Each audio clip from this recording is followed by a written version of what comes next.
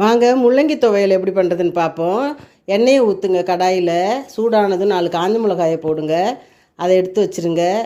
அதே கடாயில் வெங்காயம், பூண்டு, புளி, கொஞ்சோண்டு உப்பு போடுங்க. போட்டு நல்லா வதக்குங்க. வதக்கின உடனே பொன்னிறமாக ஆகும். அதை எடுத்து வச்சுருங்க. பொன்னிறமாக ஆனதை எடுத்து வச்சுட்டு நல்லா திருவி வச்சுக்கோங்க கொஞ்சம் முள்ளங்கியை. அந்த முள்ளங்கி தண்ணி போக அதையும் கொஞ்சம் நல்லா கடாயில் போட்டு வதக்குங்க. வதக்கி அதையும் எடுத்து வச்சுருங்க. அப்புறம் அதே கடாயில் நம்ம உளுத்தம்பருப்பு, கடலைப்பருப்பு, அப்புறம் வேர்க்கடலை 3த்தையும் போட்டு நல்லா அதுவும் பொன்னிறமானது வறுத்து கொஞ்சம் மல்லி இலையை போட்டு வதக்குங்க. கொஞ்சம் தேங்காய், கொஞ்சம் சீரகங்க எல்லாத்தையும் போட்டு அரைச்சி எடுக்க வேண்டியது தான். நல்லா மிக்சியில் போட்டு பரபரன்னு அரைச்சிக்கோங்க. அரைச்சி முள்ளங்கி துவையல் ரெடி. அடுப்பில் சமைக்கும் போது அன்போடு சமைச்சா அமிர்தமாக தாங்க இருக்கும்.